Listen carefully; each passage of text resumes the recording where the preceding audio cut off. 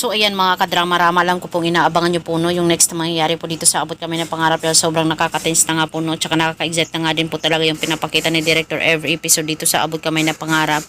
Dahil alam naman po talaga natin mga kadrama na ngayon ay okay na nga po itong si Justin at tsaka itong si Giselle. Syempre itong si Justin noong kasi nakipagkontsaba po siya, nakipagkampihan po siya kina Moira at tsaka dito kay Zoe na talagang itatago niya yung sekreto ni Moira. Pero ngayon na okay na po sila, talagang nandun na nga po talaga yung trust ito ni Justin dito kay Giselle. Dahil nga po kaya talagang sinabihan nga po talaga ni Justin itong si Moira na sinabi niya yung katotohanan dito kay Mami Giselle niya, dahil okay na nga po talaga silang dalawa.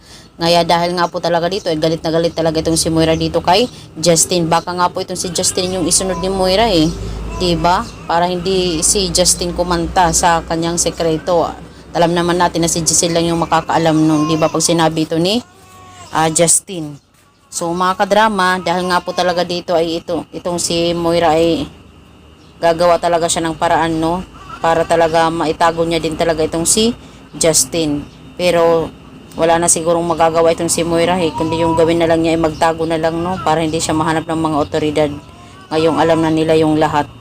Okay nga po talaga mga kadrama no. Dahil nga po dito ay talagang napagsabihan na po ni Justin itong si Moira na wala na siyang kawala, kailangan na niya talagang pagbayaran yung lahat ng mga kasalanan niya, diba?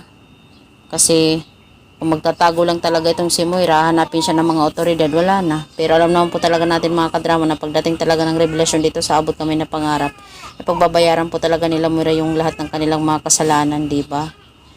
Itong si Justin, napatawad naman siya ng kanyang mami. Kung nakipagkampihan man talaga siya dito, nagkamali po siya na nakipagkampihan siya kay Zoe at saka kay Moira.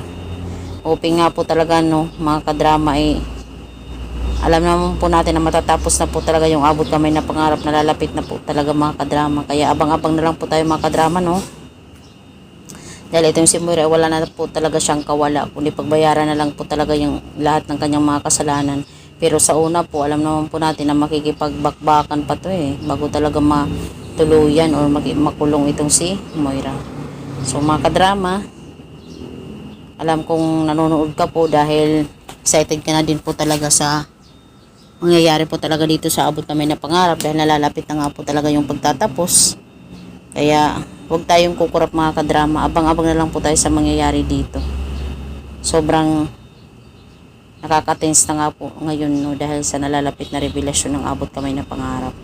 So yun lang po mga kadrama, maraming salamat again sa palagi niyong panonood. Malaking tulong po talaga kayo mga kadrama sa akin channel kung alam nyo lang. And yun, maraming salamat again dahil malaking tulong po talaga kayo sa aking channel mga kadrama. Thank you so much. Abangan na lang po natin mga kadramatic, mga kaabot kamay, yung next na mangyayari dito sa Abot Kamay na Pangarap. So yun lang po, maraming salamat again. Ingat po tayo. God bless. Abangan. Bye.